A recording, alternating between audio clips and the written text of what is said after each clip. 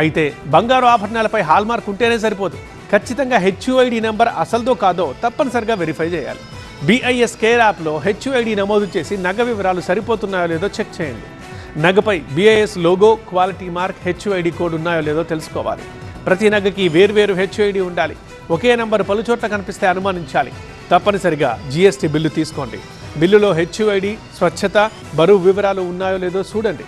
Hallmark గుర్తు నగపై స్పష్టంగా కనిపించాలి. నకిలీ హాల్మార్క్ అనుమానం వస్తేనా వెంటనే BISకి ఫిర్యాదు చేయాలి. బంగారం స్వచ్ఛతపై వినియోగదారుడి అప్రమత్తతే ముఖ్యం. సామాన్యులు గోల్డ్ షాపులో జరిగే అవకతవకలు సరిగ్గా గుర్తించలేరు. అందుకే BIS నిరంతరం దాడులు నిర్వహిస్తూ ఆభరణాల నాణ్యతని ఎలా పరిశీలించాలో అవేర్నెస్ తెస్తూ వస్తుంది. So be careful.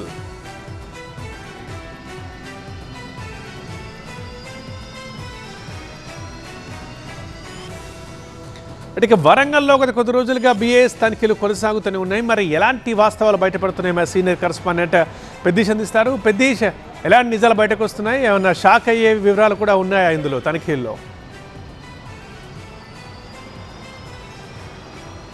Bureau of Indian standards మెరుపు దాడులు బులియన్ మార్కెట్ను షేక్ చేస్తున్నాయి. తాజాగా వరంగల్లోని కొన్ని జ్యువెలరీ షాపులపైన మెరుపు దాడులు చేసినటువంటి BIS అధికారులు BIS స్టాండ్కి తగ్గట్లుగా లేనటువంటి ఆభరణాలను సీజ్ చేశారు. పెద్ద మొత్తంలో సుమారు 10 కోట్ల విలువ గల ఆభరణాలను సీజ్ చేశారు. ఈ నేపథ్యంలోనే ఈ విధంగా వ్యాపారాలన్నీ కూడా ప్రస్తుతం అంతా కూడా వ్యాపారులంతా ఆందోళన చెందినటువంటి పరిస్థితి కనిపిస్తుంది. ప్రస్తుతం BIS అధికారులు చెప్తున్న నామ్స్ ప్రకారం HUID నామ్స్ లేనటువంటి ఆభరణాలన్నీ కూడా వాటిని సీజ్ చేశారు. సో అసలు HUID లేని ఆభరణాలు అసలు ఈ విధంగా అంటే ఇప్పుడు BIS దాడిలో ఎటువంటి వాళ్ళు గుర్తించారు? సో వ్యాపారులు ఏమంటారు తెలుస్తాం. మనతో పాటు ఇక్కడ బులియన్ మార్కెట్ వ్యాపారులు కూడా ఉన్నారు. చెప్పండి, BIS నామ్స్ ప్రకారం ఎట్లా ఉండాలి? మీ దగ్గర ఇప్పుడు ఎటువంటి సీజ్ చేశారు?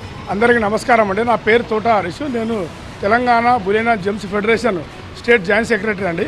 ఇంతకుముందు BIS వారు మీరు అన్నట్టు దాడులు చేసిన మాట వాస్తవమే. కాకపోతే ఏంటంటే అవన్నీ కొన్ని BIS ఉన్నాయి, ఆల్మోస్ట్ ఆల్ అన్నీ కూడా హాల్మార్క్ ఉన్నాయి. వాళ్ళు కేంద్ర ప్రభుత్వం కొత్తగా పెద్ద ఎత్తున మార్గదర్శకాలు రిలీజ్ చేసింది. ఆ మార్గదర్శకాలు ఏంటంటే HUID కోడ్ అని పెట్టింది.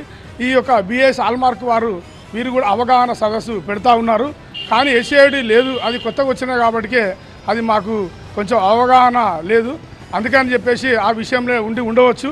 ఎందుకంటే మేము కూడా పేపర్లలోనే టీవీలలోనే చూస్తూ ఉన్నాము. ఎందుకంటే మా వ్యాపారం మేము చేసుకుంటూ ఉంటాము. అక్కడ వాళ్ళ షాప్ HUID నిబంధనలు పాటించకపోతే ప్రభుత్వ ఆదాయాన్ని గండికొట్టినట్లే కదా నిబంధనలు పాటించకపోతే. ఇప్పుడు HUID పాటించమని మేము చెప్తలేమండి. అక్కడ ఉన్నాయన్నీ రాగి రాతేండి, ఏదో వెండి మీద బంగారం కోటింగ్ వేసినాయి కాదు. అవన్నీ నిజంగా వాస్తవానికి బంగారు నగలే, BIS హాల్మార్కే.